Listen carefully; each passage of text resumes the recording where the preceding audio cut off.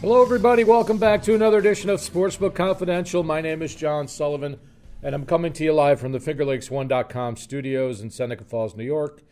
And this little show here is to help you learn and grow as a sports bettor. And got an interesting show for you today. We're going to talk ACC basketball. Of course, the Syracuse Orange are in the ACC, and we're going to take a look at the championship odds and do a little preview of the teams and their schedules and give you some sites you can use to shop for odds and or look up some strength of the teams that might be facing each other and maybe help you find some value. I hope to be covering ACC basketball weekly after the new year. When the NFL gets to the playoffs. We're going to have NBA starting around Christmas, and then we're going to have the NHL starting probably around the 15th of January. And we don't know the NHL schedule yet. They're going to realign the conferences in the divisions because of the COVID issues. So the ACC is going to play on Tuesdays and Saturdays, and they've got 19 conference games for each team. And so we're going to have Saturday games every week, and I'm hoping that those odds will be out on Friday, and we can preview the ACC matchups and get some good bets in the early months of 2021. So before we get into the basketball, let's do what we always do and update my bankroll. And what probably the sports bettor's most frustrating week possible, I lost all my wagers last week, but I beat the closing line on every wager I made. So it just didn't work out for me last week, but the fact that I beat the closing line means the methodology is correct. I'm doing what I'm trying to do. I just didn't have a successful outcome. The starting bankroll was $481, and we had the Bengals plus 11.5 at the Dolphins. They lost by 12. Randy Bullock missed a field goal at the end of the first half that would have covered this game, but that's que sera, sera there. That did close in some places at plus 10, or pretty much everywhere else plus 10.5. So minus $16 to the bankroll, plus 1 to our count. We had the Saints and the Falcons over 45. Falcons only got 1 touchdown and 3 field goals. The Saints had 21 points. So we needed a couple of touchdowns there instead of field goals. Minus 16 to the bankroll. That closed at 46.5, so that's plus 1 there. And the Packers and the Eagles over 47.5. That was a loser. They scored 46 points. The Eagles did not go for 2 on their last touchdown, but they missed the extra point. That would have put it at 47. That really didn't make a difference. Minus $16. That closed at 49 and 49.5, depending where you placed your wager. Plus 1 on the count there. So we do the math, and that is $48 to the negative. Makes our new bankroll $433. And dividing by 30, as we always do, the bet size becomes $14 going forward because we're trying to be selective sports bettors. And the new count, we went from plus 5 to plus 8, and that's a season high. We were at plus 8 earlier in the season, probably around week 4 or 5. I don't think we've been below plus 5 this season, since that point in the season, so since like the first 4 weeks. But because the number's positive, we're beating the closing line more often than not. That's what you want to do. And we're making the kind of bets that the sportsbook doesn't want us to make. We're getting the best of the number, and this week we just didn't win any of our bets. So very frustrating, but we keep pushing forward. My bankroll management system does not always optimize bankroll growth. It's a very basic system, but it does protect you from going broke if you remain selective. There are other ways to do more volume of wagering, and those are more advanced techniques that people that can put together good methodology and good projections can get involved in. And maybe someday we'll talk about volume wagering and index wagering and things like that. But we're going to stick to the plan and try to be selective. And hopefully this week we'll do better. So let's talk about ACC men's basketball. And I've got all the teams listed here. There's 15 teams in the ACC. And these are their odds to win the ACC tournament in March. I think the championship is March 6th. And that's the tournament, not the regular season. So when you're looking at betting odds, make sure you know that distinction, because the ACC tournament is where they get their automatic bid to the NCAA tournament. And I know the NCAA cannot afford to cancel another basketball tournament. The revenues are too important. It's their biggest televised product. So I'm sure they're going to have one this year. Hopefully the vaccines will mitigate the COVID situation and people can go watch it. But let's take a look at what we got here. So North Carolina is currently the favorite at plus 275. So that's a little less than 3-1. Duke is ranked number 10 right now, and they're about a little over 3-1. Florida State is ranked 20th in the nation, and they're 3.5-1. And Virginia's ranked 18th in the nation. They're under 4-1. Louisville's ranked 25th in the nation, and they're 9-1 to win the tournament. Virginia Tech is 10-1, and they're ranked 15th in the nation. And I'm going to talk about rankings and other statistical strengths in a minute, so we'll get back to that. But I just want to point out the betting odds and the rankings don't match up. So one of those is probably more accurate than the other. So which one is it? We don't know yet. So we'll just have to wait and see. Georgia Tech 40-1, Miami, Florida 55-1, Clemson 60-1, Pitt 70-1, NC State 80-1, Notre Dame 80-1, Syracuse 90-1, BC 300-1, and Wake Forest 500-1. So obviously Wake Forest is far and away considered the weakest team in the league. North Carolina is considered the strongest team in the league. However, they're not even ranked in the top 25. So it's very strange how this all adds up. And we're going to talk about each of the teams individually in a minute. But I've got a couple of pages I want to show you, if I can get my mouse to work. And I'm going to start with this page. I went to a website that has a comparison, and I'm looking at the NCAA Men's Basketball Championship. I'm going to put it on, let's move it here. I'm going to put it on ACC, and you're going to see most, if not all. Right now there's only DraftKings only is the only sportsbook that has the odds out of the four they show here. So you can see these are the odds I just talked about. And you got Wake Forest at the bottom, or Pittsburgh. You can't see past Pittsburgh, but you got Wake Forest at the bottom at 500-1. North Carolina at 275. Now I'm going to put it on to win the national championship. And you'll see that some of these teams have incredible odds. The highest ranked is Duke. You see Duke there. I'm going to put them up near the top. They opened at 10-1, and they're 25-1 at Bet365, 13-1 at DraftKings, 25-1 at FanDuel. And in New York, our FanDuel Sportsbook is at Tioga Downs near Binghamton. And William Hill, 15-1. Virginia, 20-1 at FanDuel.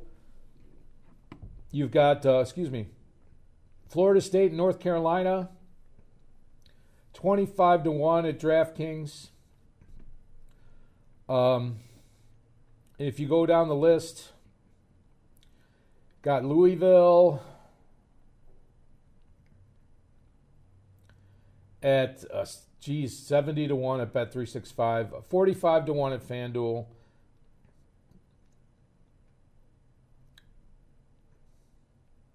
Clemson Now all the other teams going all the way down the rest of the list. We got Clemson. You can see them near the bottom there. 100 to 1, 100 to 1, 75 to 1 at FanDuel, 100 to 1. And, you've got teams like Pitt, Notre Dame, Syracuse. There's probably a few others I'm missing here. But at least 100 to 1, 125. I mean, that's to win the national championship. Wake Forest is I'm going to pull them all the way up here at the bottom. Let's see where they are. Texas Christian, Wake Forest. You see Wake Forest and Boston College. Boston College is 350 to 1 to win the national championship, and they're 300 to 1 to win the ACC tournament. Wake Forest is 500 to 1 to win the ACC tournament, and 350 to 1 to win the 250 to 1 to win the national championship. It's pretty amazing how varied the odds are. And I only bring this up because you really need to be line shopping. And if you're going to bet a future, you definitely need to be line shopping. But I just want to point out at this point in the year, in the college basketball season, obviously there's a lot of uncertainty with COVID. And the schedules changed a lot this year because of the ACC decided to play most conference only. And we're going to talk about with their schedules in just a moment. There's another website I want to show you, and it's from Ken Pomeroy, who I believe used to be a weatherman, but he is a stat nerd, and he's very good at college basketball. It's what he loves to do. Ken Pom is his site, and you can buy a subscription for $20 a year, but even if you don't want to, he has some wonderful stats that I'm showing you right now on his homepage, kenpom.com, where you can get his rankings of all of the teams, their strengths of schedule, which teams have the toughest schedules, which teams have the easiest. He has adjusted offense and defensive ratings. So you can compare, if you're looking at a matchup, an ACC game, say it's Georgia Tech versus Clemson, you can look at the two teams, get their adjusted ratings, figure out which team plays the tougher schedule. You figure out what the spread might be according to Ken Pom, what the total might be according to Ken Pom, and then look at the sportsbook lines and see if you might find some value. And I'm not going to go over all of these stats, but you can see that he has some teams ranked. Baylor is ranked number 1 in his rankings, and they're like 8-9 to 1 to win the national championship. He's got some teams that are really, he ranks very high that are ranked pretty low, like St. Louis. He has them ranked in the top 35 or so, and they're considered not even to be in the running, not the favorite to win the Atlantic 10 Conference. So you can find some real value bets if you just sift through all these numbers and look for some key stats. But if you want to get somebody who dedicates his profession to just ranking college basketball, if you want to look at those Ken Pom stats and rank the ACC teams and figure out, what's the spread should be according to Ken Pom for this game coming up, and then compare it to what the sportsbook offers, you may find some tremendous value. And we'll look at that kind of stuff going forward. So that's, a real interesting little introduction to how to find some value in ACC basketball. And we're going to talk a little bit about the team schedules here. And I'm not making any predictions today. Obviously, you've got COVID going around. You've got players can get injured. They can lose their eligibility halfway through the season. A lot of things like that. But I went through all the schedules this morning and looked at, here's what everybody's got outside of their conference schedule. And actually, the conference games start tomorrow. Today's Friday, tomorrow's Saturday. So I think there's 6 or 8 conference games tomorrow. So they're getting right into the meat of it. we're not going to make any predictions on tomorrow's games. I have not had time to handicap any college basketball. I'm sticking to football for the next, probably through Christmas. But at the first of the year, I will be handicapping the weekend in ACC. So stay tuned for future episodes, or stay tuned after the new year. God willing, I'll be back to do that. So going from top to bottom, the North Carolina has a neutral site game versus Ohio State, which is a top 25 team.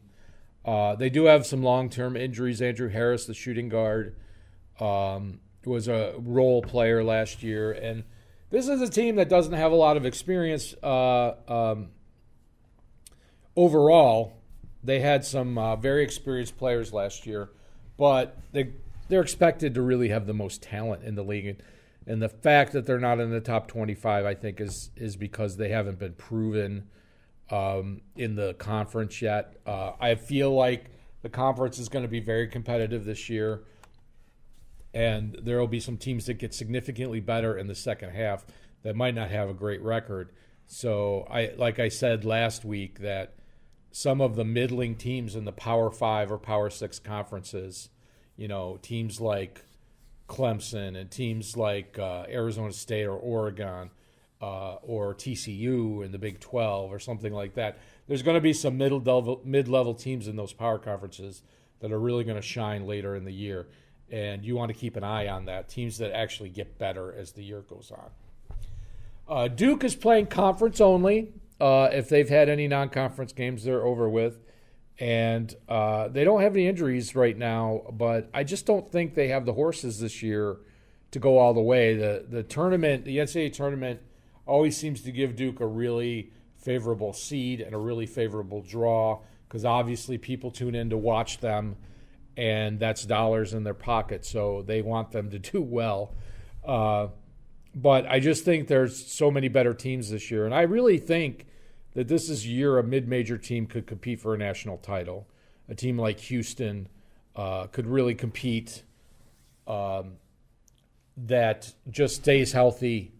And the teams that live and die by the three, when it comes to the NCAA tournament, you can't have a bad shooting game. You'll be out. So you either got to shoot the lights out, or you've got to have an inside game or an answer, or be able to adjust your play style, because teams will make you play a certain way to beat them.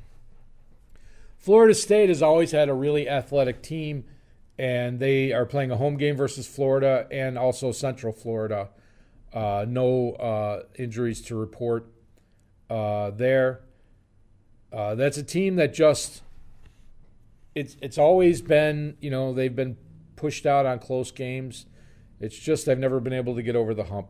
Louisville, home versus Kentucky. Kentucky is 1-3 right now, but they're, they recruit so well, and they always have fresh talent coming in. And that's a great example of a team that is expected to get way better as the season goes on. Of course, they play a tough schedule and they're in a tough conference, but that's a team you don't want to face if they end up becoming an 8 seed. And then they have short-term injuries at Louisville. They have some players that are questionable and out for, a few weeks or a month or whatever. So, Virginia has always been a great defensive team, and they've been scoring more this year so far. Their early games, they've really put up some points. They've got a home game versus William and Mary, College of William and Mary, or Bill and Mary as the gamblers like to call it. And a neutral site game versus Villanova. And that will be a really good game. Tony Bennett's a great coach. Villanova is a top 5 team, and they're the favorite in the Big East with Creighton. It'll be interesting to see how that game goes. Georgia Tech has a home game versus Florida A&M and another home game versus Delaware State. I think Georgia Tech's really underrated this year. They've got a good core, and they should have a good record early on. They don't have too many tough games in this month, so watch how they do in their first couple conference games. They could be a sleeper team this year. Notre Dame has to play at Kentucky, has a neutral site game versus Purdue, and they're playing at Howard. Of course, Howard landed a top 5 recruit in basketball. He decided he wanted to go to a historically black college. So they actually offered national championship odds on Howard.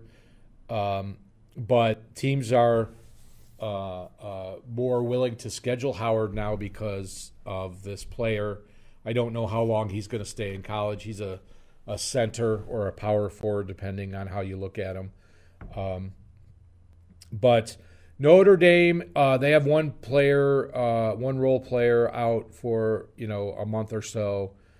I feel like Notre Dame is going to get better as the season goes on, but their personnel is shuffled. They had a lot of experienced players that were gone coming into this year, and these players needed more seasoning and time to gel, and they're going to struggle. But they're 55-1 to win the ACC tournament. Who knows in March? Who knows? But that's definitely going to be a 3-point team. So we'll have to see. We're going to be a live and die by the 3 team. Virginia Tech, ranked 15th in the country, has 2 home games versus Coppin State and Longwood, and they have given Duke trouble in the past. Virginia Tech has just their floor has risen in the last 4 or 5 years, and I expect them to be very competitive in the ACC. So they are kind of a dark horse for a national title. If they can slug it through the ACC, they can certainly compete with some of the other teams. They do have the balance of the inside game and the outside game. Clemson at South Carolina, neutral court game versus Alabama. Clemson is kind of they play. Their coach coaches them with a very deliberate style, and they're tough to play against at home in Littlejohn, but they don't always have enough size. They had some developing big men. We'll see how much they play this year. I don't think Clemson is always the same. They're a tough team to play. You usually end up playing a close game with them, but they can't seem to just win enough games to make them a premier team in the league. Miami, Florida got home versus Florida Gulf Coast, a home versus Jacksonville University, and they've got some short-term injuries they're dealing with right now. Always athletic. Miami always recruits some very good players. This is they're just, if they were in a different conference, they would be considered one of the top teams in the conference. But in the ACC, they're going to be a middling team.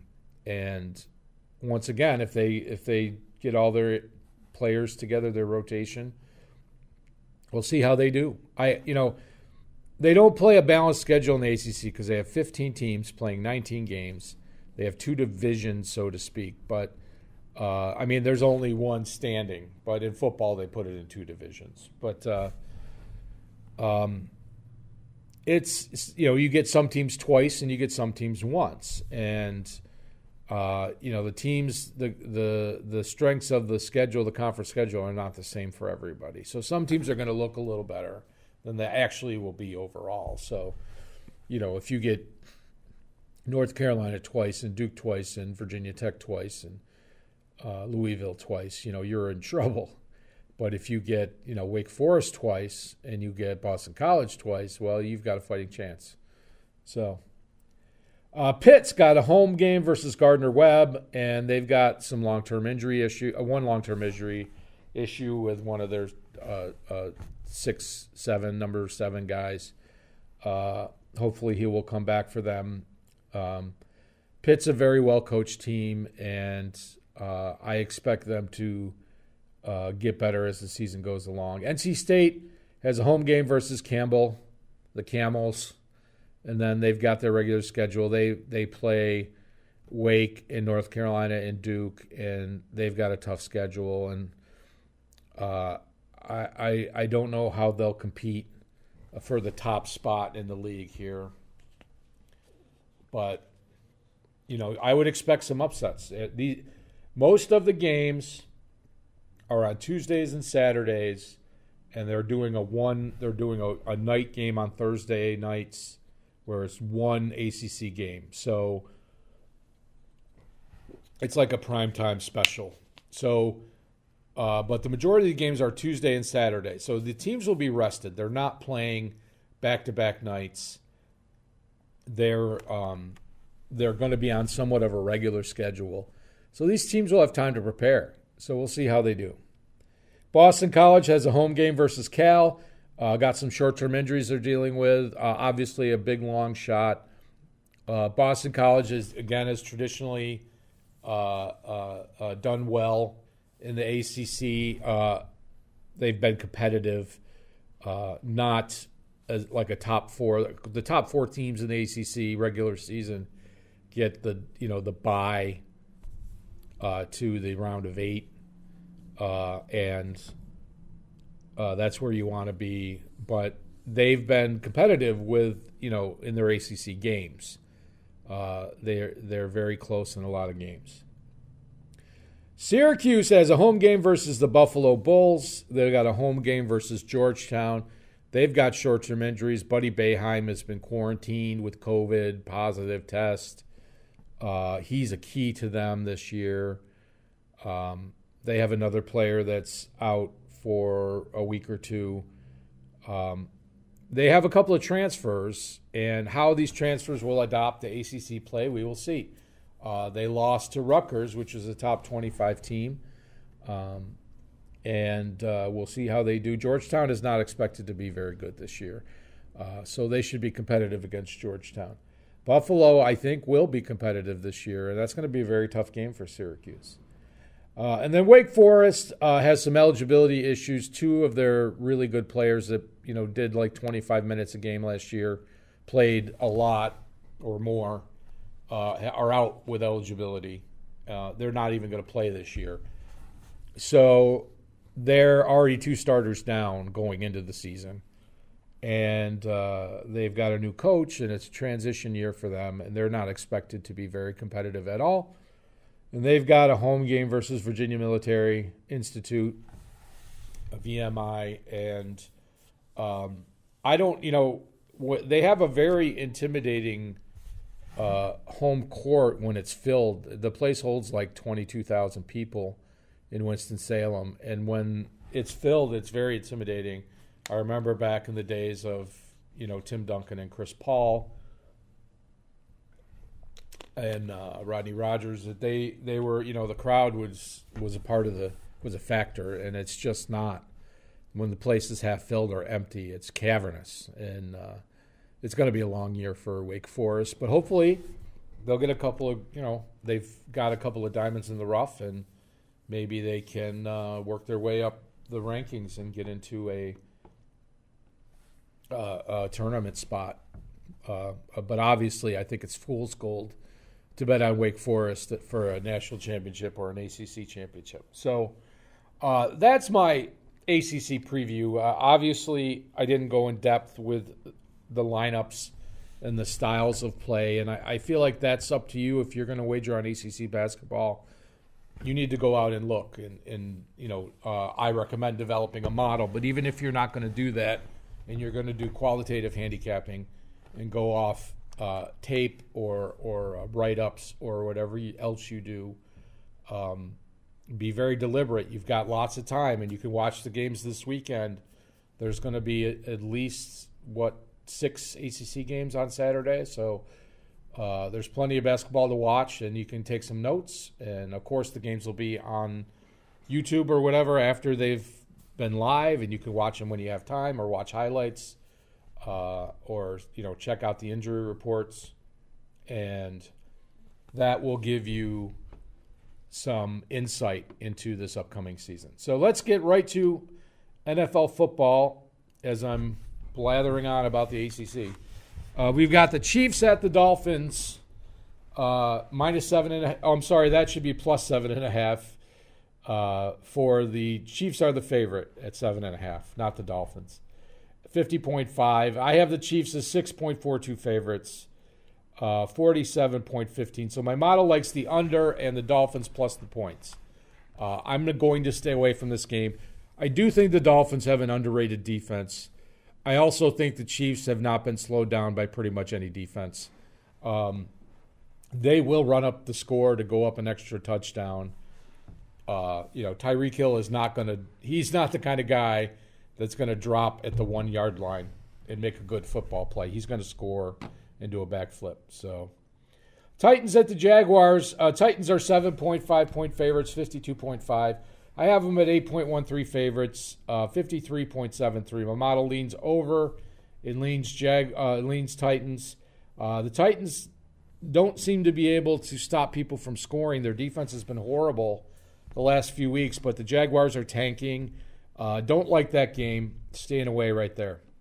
Cardinals at Giants. Giants plus 3, 45.5. I have this game pretty much a coin flip. Cardinals, 0.79 favorites, 44.46. So my model really likes the Giants here. This is a game where I think it's a coin flip, and the Giants are getting 3. The Giants have been winning a lot of games. The Cardinals have been losing a lot of games lately. The model says take the points here. So we'll keep that in our back pocket. Vikings at Bucks, minus 6.5, 52.5. I have it at minus 4.69. 52.95. The model says take the Vikings and the points. The Bucks play so inconsistent. They can win a game, 38-3, and then they'll lose a game, 46-17. I don't know what to expect week to week. Tom Brady has not looked great. They've never been fully healthy all year, the Bucks, but Vegas seems to think that they're still a legitimate Super Bowl contender, which I really don't think they are. I don't think they're on the short list anymore. The Vikings have been getting the job done. They haven't been pretty.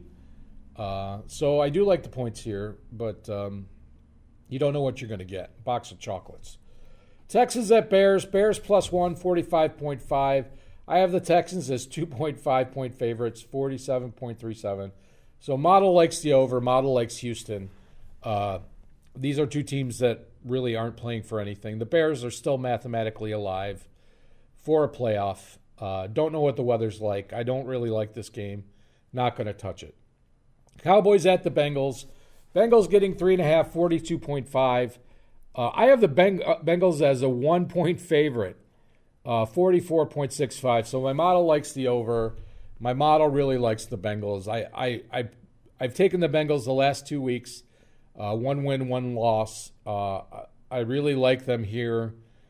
They have played really competitive games. They lost by 2 to the Giants, and they lost by 12 to the Dolphins. But they played to the spread. They played to the level of their competition. And they have a legitimate shot at winning this game. I like the Bengals there. Broncos at Panthers, minus 2.5, 45.5, minus 2.96, 44.52. That's too close to the model. I'm just going to skip it. Jets at Seahawks, minus 13.5, 47. Minus 16.39, 47.01. There's 2 ways you can look at this game. The Jets played a good game last week and they lost. They could play another good game. Or the Seahawks bounce back and make a statement game at home. I think that's the more likely outcome. I don't like laying that many points. I'm going to pass on this game. So let's continue on with the NFL. Colts at the Raiders, plus 3, 50.5, plus 2.63, 52.01. My model likes the over. The Colts have a legit defense. I'm staying away from this game. It's too close to my numbers. Packers at the Lions, plus 7.5, 55. I have it at plus 9.21, 55.56. So my model likes the Packers minus the 7, minus the 7.5. But I'm not going to take that unless it got under 7. Saints at the Eagles. Eagles plus 7, 43. I have it at plus 11.31. 44.53, so my model really likes the Saints minus 7, and it leans towards the over. Again, 7 is a lot. 6.5, I like that way better. We'll wait and see what happens there. The Washington team of football at the San Francisco 49ers in Arizona. Minus 3.5, 43.5. I have it at -1 and then 47.07. So my model really likes the over here. It's almost 4 points to the over. So I'm going to keep that one in my back pocket. We'll see what happens. Falcons at the Chargers. Chargers plus 2.5, 49.5. I have it at plus 6.97, 49.74. So the total's right on. I like the Falcons here minus 2.5. That's like a 4-point swing, 4-point plus swing there. And then on Sunday night, we got the Steelers at the Bills, the premier game of the week. Bills minus 248. I have the Steelers as a 0.1 favorite, pretty much a coin toss, 47.8. So, of course, in my scenario, I would say take the Steelers plus the points. If it got to 3, I would really take the Steelers. Ravens at the Ravens at the Browns plus 2.5. 47 is the total. I have it at plus 1.93, 49.97. So the model likes the over. I have not checked the weather for this game, but I would do that before placing a bet on the total. The Browns have played conservative in close games. So if this game goes with a couple early touchdowns, it's going to go over. If it does not, it's probably going to be a very conservative second half. A lot of rushing. These are two great rushing teams when healthy. So I would be careful with that game. So after whipping through all that, let's see what we came up with. And I'm going to take the Bengals for a third week in a row, plus 3.5 against the Cowgirls, minus 105. Brandon Allen is not a great quarterback, but this team is well coached. They are competitive, even though they're losing games. I like their chances here. The Cowboys are on the outs looking in the NFC East. They need this game desperately. But 3.5 is too many points. I think this game closes at 3 or maybe less. The Washington team of football and the San Francisco 49ers, basically a neutral site game in the Glendale, Arizona. Perfect weather for football. Over 43.5 at even money. How can you go wrong there? He said knowingly he went wrong. So hopefully that'll work out for us. But I think that will close higher. And then the Falcons, minus 2.5 against the LA Chargers in that brand new stadium in LA and in Inglewood, or California. Minus 102. That should close at minus 3 or minus 3.5. The Falcons are notoriously good when they have absolutely nothing to play for. No division rivalry, no playoff. So there's no pressure in this game. And the Chargers special teams, they just lost 45-0. Have really struggled this year. They're kind of coaching. The coach is kind of coaching for his job, but I really like the Falcons here. I feel like it's just like playing a home game for them. The field's very similar. So that's it for this week. Thank you for tuning in. Thank you so much for all the views last week, and I hope I gave you some good, valuable information. I hope you enjoy this wonderful weekend as we get ready for the holidays. And we'll see you next week with another episode. And I'm going to play the outro music for you. So let's get some winners, everybody. Have a good one. Take care.